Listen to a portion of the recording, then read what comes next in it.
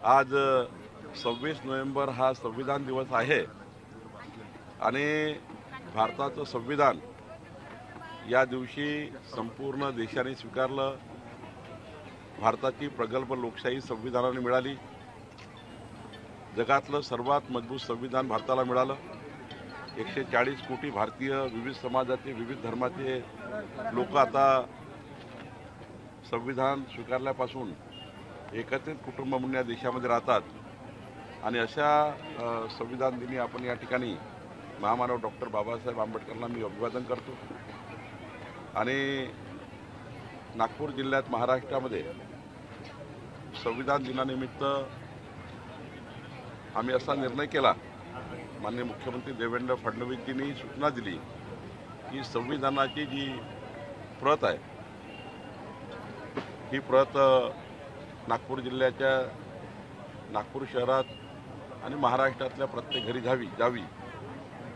संविधानाची उद्देशिका ही आम्ही प्रत्येक घरी देण्याचा निर्णय करतो आहे। विद्यार्थ्यातील, शाळेतील विद्यार्थ्यांना सुद्धा जी संविधानाची उद्देशिका आहे ती आम्ही घरोघरी पोहोचवणार आहे, जेणेकरून विद्यार्थ्यांना आणि जनतेला संविधानाबद्दलचं त्या ठिकाणी संपूर्ण माहिती त्या ठिकाणी असली पाहिजे, म्हणून आम्ही निर्णय केलेला आहे।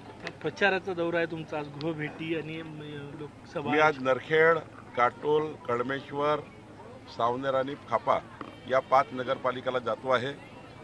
सकाळी आज मी महादुला नगरपालिकेला आलो आहे। मला विश्वास आहे की नागपूर जिल्ह्यात, विदर्भामध्ये आणि महाराष्ट्रामध्ये 2/3 बहुमताने 51% मतं घेऊन महायुती जिंकेल।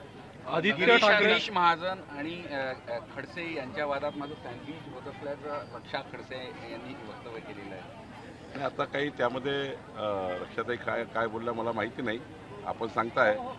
पण शेवटी कधी कधी पारिवारिक संबंध असल्यामुळं त्यांना कधी कधी असं होतं की बाबा रक्षाताई आता खडसे साहेबांची सूनबाई आहे, त्यामुळं थोडं असं नेहमी बघण्यात जातं। पण मला वाटतं की रक्षाताई ह्या प्रगल्भ आहेत।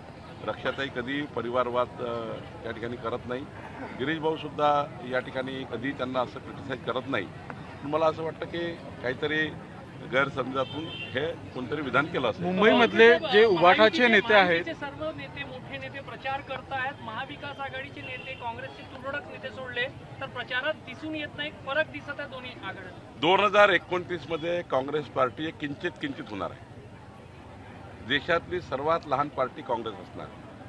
काँग्रेसमध्ये विसंवाद आहे, म्हणजे कोणी कोणाशी बोलायला तयार नाही, कोणी नेते एकामेकाचं तोंड पाहायला तयार नाही।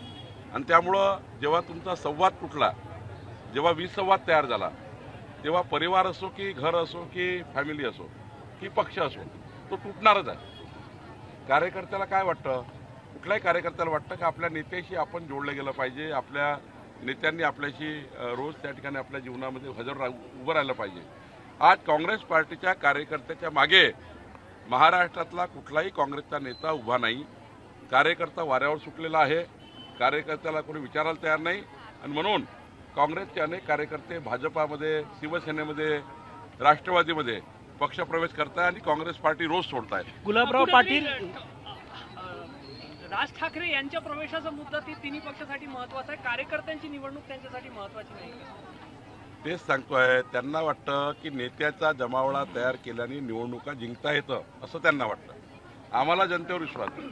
जनतेच्या कामाकरता आम्ही जर आमचं आयुष्य दिलं, जनतेचे प्रश्न सोडवले, तर जनता ही मतदाराच्या माध्यमातून आमच्यासमोर उभी राहते। या महाराष्ट्राच्या जनतेने 3,18,00,000 मतं देवेंद्र फडणवीस सरकारला दिले। कारण काय आहे की जनतेला माहिती आहे की मोदीचं सरकार, देवेंद्र फडणवीसचं सरकार आलं तर डबल इंजिन सरकारच महाराष्ट्राचा विकास करू शकतं।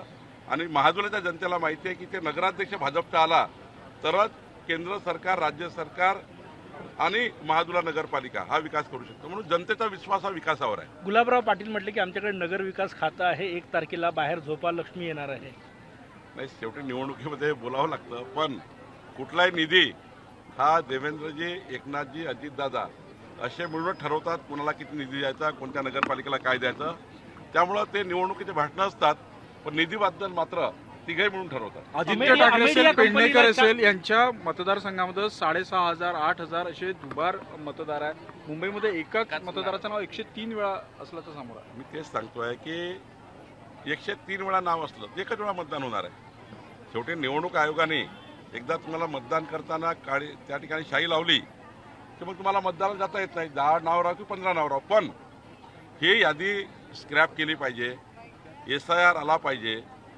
जे लोक मयत झाले आहेत, ज्याचे दुबार नाव आहे, ज्याचे तिबार नाव आहे, ते काढले पाहिजे.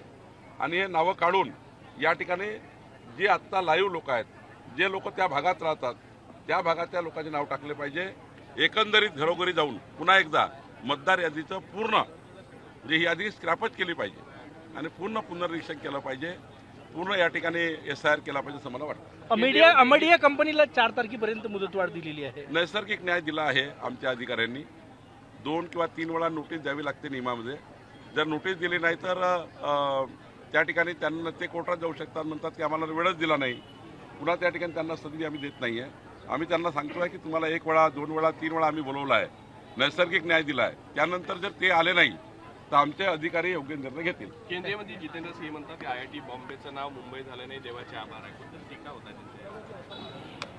ते काय बोलले मला माहिती नाही. नाही, त्यावर राज ठाकरेंनी ट्विट केलेलं आहे की मुंबई NCR सारखं गुजरातला जोडण्याचं या केंद्र सरकारचं प्लॅन असल्याचं आवाज. त्यांना हेच राहतं, जेव्हा त्यांच्या निवडणुका येतात ना मुंबई वगैरेच्या, तर गुजरात दिसतं, ते बुलेट ट्रेन दिसतं. त्यांना विकास दिसत नाही.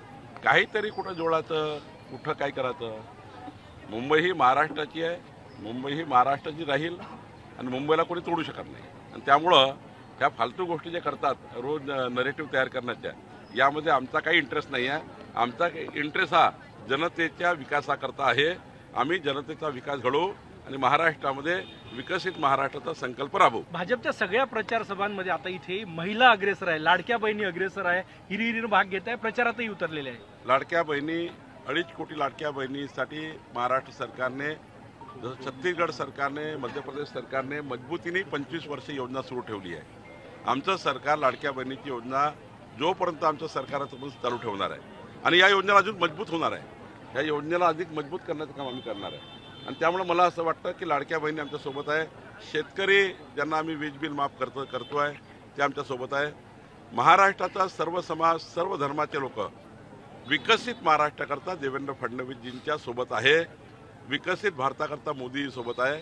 तुम्हाला निवडणुकीत दिसेल की 51% मतं भाजपा महायुतीने घेतले. भाजपचं काम करतो म्हणून काँग्रेसच्या माजी नगरसेवकानं भाजपच्या एका कार्यकर्त्याला मारहाण केल्याची घटना नागपूरमध्ये घडली होती. आता श्रीरामपूरमध्ये काँग्रेसच्या जिल्हाध्यक्षाचं अपहरण केल्याची घटना घडली. नाही, हे काही योग्य नाही आहे. असं वर्तनही योग्य नाही आहे. हे महाराष्ट्राला शोभण्यालायक नाही आहे. महाराष्ट्राची संस्कृती नाही आहे. निवडणुकीमध्ये भांडणं करणे हे काही योग्य नाही आहे.